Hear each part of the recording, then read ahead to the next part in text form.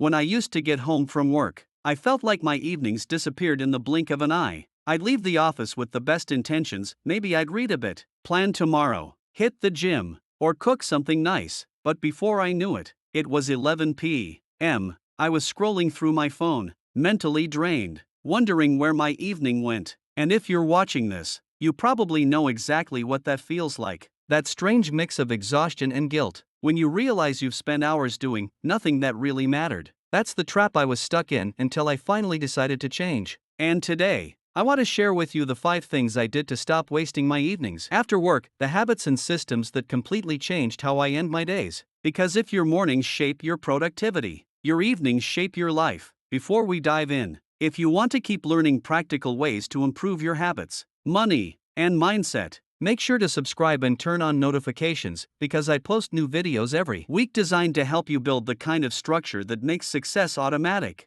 I didn't fix my evenings overnight. It started with one realization: my evenings weren't actually relaxing. They were numbing. There's a big difference. Most people don't rest after work. They escape. You finish your day tired. Your brain wants dopamine, and you reach for whatever's easiest: your phone, your TV, your fridge. You convince yourself you're unwinding, but you're really just distracting yourself. That's what I was doing. I'd get home, order food, scroll, and tell myself I deserved it. But the truth was, every night like that made me feel a little more stuck. So I made a decision: my evenings would no longer be the most wasted part of my day. They would be the most valuable. That mindset shift was the foundation. From there, I implemented 5 simple but powerful changes that transformed how I spent my time after work.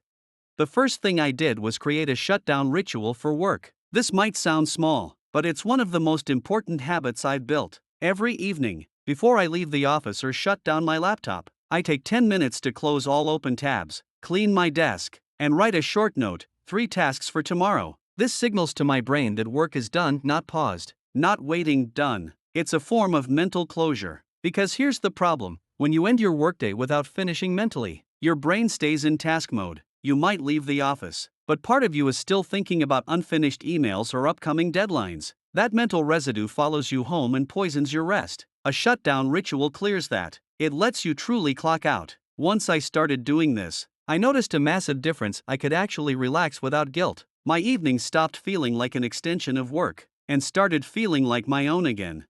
The second change I made was to design an intentional transition. Most people don't realize how important the first 30 minutes after work are. They set the tone for the whole evening. For me, those 30 minutes used to disappear into aimless scrolling or snacking. Now, I treat that time as a reset. When I get home, I immediately change clothes, take a short walk, and do something physical, not necessarily a full workout, but something that shifts my energy. It's about drawing a clear line between work mode and personal mode. That transition routine acts like a bridge, telling my body and brain that the workday is over, and it's time to live my life. It doesn't need to be complicated, it just needs to be consistent. Some people stretch, others shower, some journal. The key is that it's intentional. When you build a ritual that separates your work identity from your personal one, your mind becomes sharper, calmer, and more present.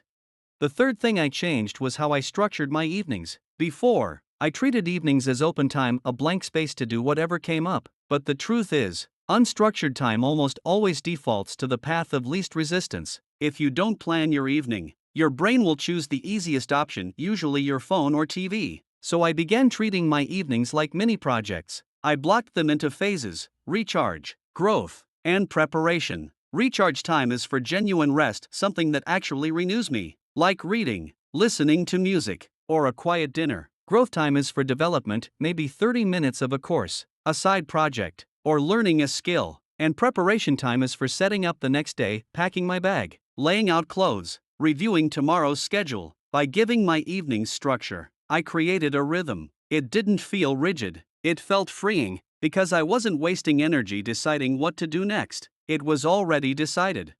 One of the biggest mindset shifts I had was realizing that evenings aren't just for recovery, they're for building momentum. We talk so much about morning routines, but your evening routine determines how your morning starts. You can't win your day if you lose your night. That's why the fourth thing I did was to set a no-screen policy for 1 hour before bed. This one change made an enormous difference. Like most people, I used to fall into the trap of scrolling late at night. I'd tell myself I was just catching up or just checking one more thing, but really I was overstimulating my brain. Screens at night destroy your sleep quality and your focus the next day, so I decided that 1 hour before bed, all screens go off, no phone, no TV, no laptop. Instead, I used that time for analog activities. I read, write, or plan. Sometimes I just sit quietly and think. It's amazing how much mental clarity returns when you stop flooding your brain with noise. The first few days were uncomfortable, but after a week, I started looking forward to it. My mind felt cleaner. My sleep improved dramatically. I woke up sharper and calmer, which meant my workday got better too.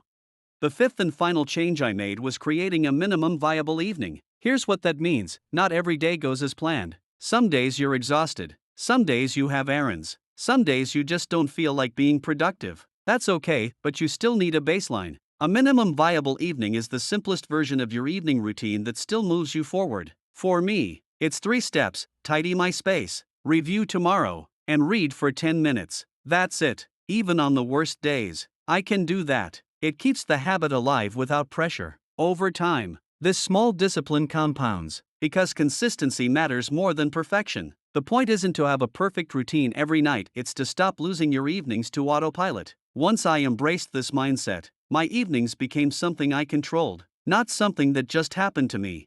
The results of these changes were subtle at first but transformative over time. I started waking up earlier without effort. My stress levels dropped. My focus at work improved. And maybe most importantly, I started ending my days with a sense of peace. When you stop wasting your evenings, you stop living reactively, you stop drifting through time, and you start directing it. You realize that your evenings are the most powerful leverage point in your day. They're when you can reflect, recharge, and realign with what actually matters. Most people treat evenings like leftovers, whatever energy is left after work. But when you treat them like investments, everything changes.